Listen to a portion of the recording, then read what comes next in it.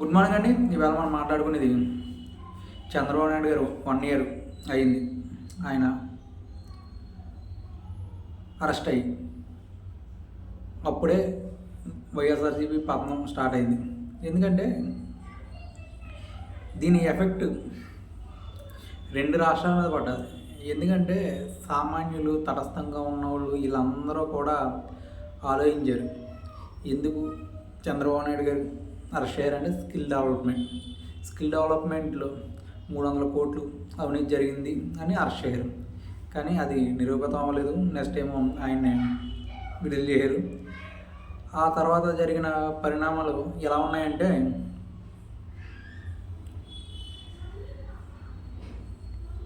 YCP పతనానికి start అయింది. అలాగే సామాన్యులందరూ బయటకు వచ్చారు. తటస్థంగా ఉన్న వాళ్ళందరూ, IT employees, professionals, government employees అందరూ కూడా ఓటుతో బుద్ధి చెప్పారు. ఎందుకంటే అభివృద్ధి, సంక్షేమం 2 ఉండాలని కోరుకున్నారు. రెండిట్లో ఏది లేకపోయినా సరే ఓటమి తప్పదు అని 2019లో నిరూపించారు. అలాగే 2024లో కూడా ప్రజలు నిరూపించారు. ఇంకోటి ఏంటంటే,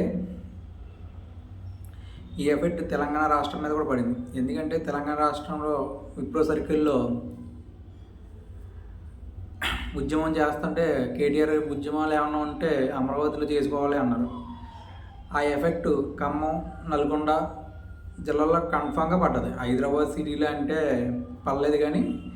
పడినా కానీ కాంగ్రెస్ ఓట్ బ్యాంకు అంత వచ్చింది అంటే గల కారణం మాత్రం చంద్రబాబు నాయుడు. ఎందుకంటే టీడీపీ ఓటు అటు మళ్ళింది. 100% చంద్రబాబు నాయుడు గారు పోటీ చేసి ఉంటే 1% ఓటు మీద ఇక్కడ నగ్గింది. ఆ 1% ఎవరికి పన్ను?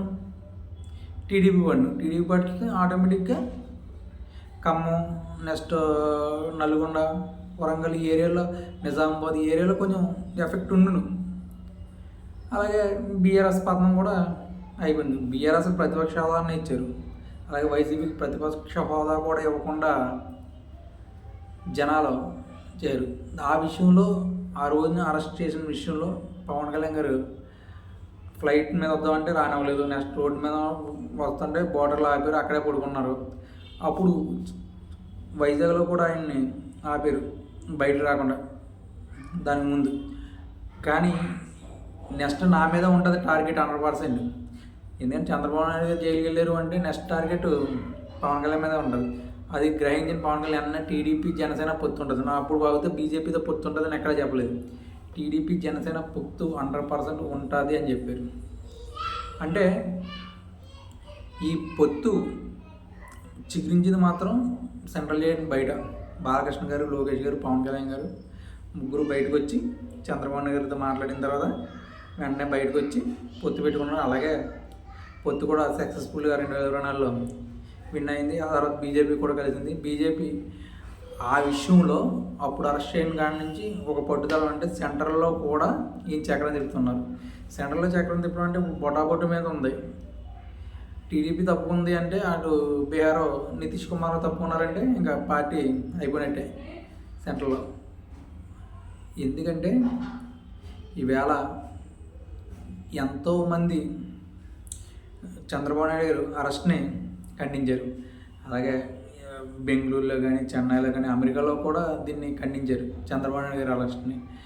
ఆ ఎఫెక్టు, ఆ కసి, పట్టుదల ఈవేళ అరెస్ట్ అయిన తర్వాత ఈవేళ విజయం సాధించి 164 సీట్లు వచ్చినాయి అంటే చిన్న విషయం కాదు. పొత్తులో 164 సీట్లు. బీజేపీకి 8 సీట్లు వచ్చినాయంటే అది గొప్ప విషయం. ఎందుకంటే చంద్రబాబు నాయుడు అరెస్ట్లో విషయంలో బీసీ వర్గాలు కానీ, ఎస్సీ వర్గాలు కానీ, ఓసీ వర్గాలు కానీ, ఎస్టీ వర్గాలు కానీ అన్ని వర్గాలు చేస్తేనే ఇవాళ అన్ని సీట్లు వచ్చినాయి. ఏ ఒక్క వర్గం కూడా చేయకుండా లేదు. అన్ని వర్గాలు కూడా చంద్రబాబు నాయుడు గారు అయితేనే ఈ రాష్ట్రం ఇంకా డెవలప్ అవుతుందని ఇవన్నీ ఇప్పడంలో పవన్ కళ్యాణ్ గారు సభ పెట్టిన తర్వాత ఇప్పడం ప్రజలను ఇబ్బంది పెట్టారు. అలాగా చాలామంది ఇబ్బంది పెట్టిన మూలాన ఈవేళ అంత ఆ స్టేజ్కి వెళ్ళింది. ఎందుకంటే వైసీపీ వైసీపీ తీసుకుంది, పక్క వాళ్ళు ఎవరో తీయలేదు.